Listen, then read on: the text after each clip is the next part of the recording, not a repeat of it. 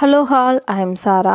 Blouse cutting pattern 28 சைஸ்லேருந்து 48 size வரைக்கும் நாங்கள் ரெடி பண்ணி கொடுத்துட்ருக்கோம். உங்களுக்கு தேவைப்பட்டால் எங்களை கான்டாக்ட் பண்ணி வாங்கிக்கோங்க. இந்த வீடியோ வீட்டில் இருந்து ஸ்டிச் பண்ணுற டெய்லர்ஸ்க்காக நான் சொல்கிறேன்.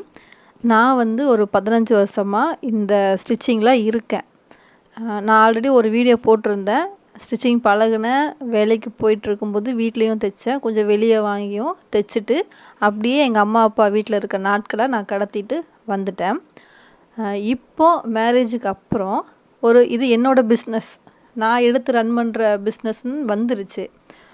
அப்போ வீட்டு செலவு அம்மா பார்த்துப்பாங்க.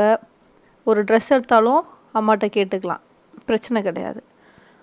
இங்கே வரும்போது இது என்னோடய பிஸ்னஸ்னு ஆகும்போது, அதாவது கல்யாணம் ஆனதுக்கப்புறம் பிஸ்னஸ்ன்னு வரும்போது, ஹஸ்பண்டு காசு கொடுத்தாலும் நம்ம ஒரு 100 ரூபா போடுற மாதிரி இருக்க சூழ்நிலை வந்துருச்சு.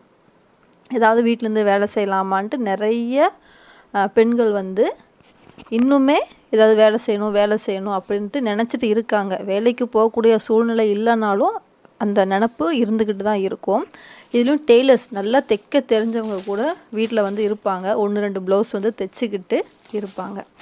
நான் மேரேஜ் ஆகி ஒரு 3 வருஷம் பக்கம் ஆகப்போகுது. ஸ்டார்ட் பண்ணி இங்கே பிஸ்னஸ் ஸ்டார்ட் பண்ணி 1 இயர் ஆகுது. அதாவது இந்த ஏரியாவுக்குள்ளே நான் இருக்கிறது ரொம்ப அவுட்ரு ஏரியா, செங்கல்பட்டில், ரொம்ப கிராமம். எங்கிட்ட பேட்டர்ன் வாங்கின கஸ்டமர்ஸ்க்கு தெரியும் என் அட்ரஸ்ஸு.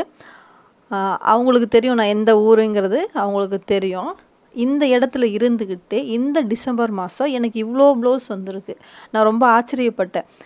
ஏன்னா எனக்கு தீபாவளி முடிஞ்சதுக்கப்புறம் ஒரு 10 ப்ளவுஸ் கையில் இருந்துச்சு தைக்கிறதுக்கு. சரி, இந்த 10 தைச்சதுக்கப்புறம் வீடு க்ளீன் பண்ணுறது, பெயிண்டிங் ஒர்க்கு, கிறிஸ்மஸ்க்கான ட்ரெஸ்ஸு, அந்த மாதிரி எண்ணங்கள் தான் எனக்கு இருந்துச்சு.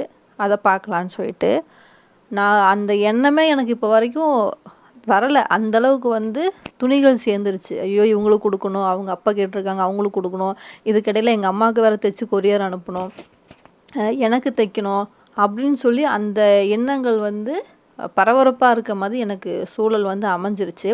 இதுக்கு நான் வேறு எதையுமே நான் சொல்ல மாட்டேன். ஒரே ஒரு ரீசன், நான் கற்றுக்கிட்டு நான் பேட்டர்ன் போட்டிருக்கேன். அந்த பேட்டர்னை வச்சு ஓகே, இது மூலமாக நம்ம கொண்டு போவோன்னு சொல்லி தான் நான் ஆரம்பித்தது. இப்போ எனக்கு இவ்வளோ யூஸ்ஃபுல்லாக இருக்குது.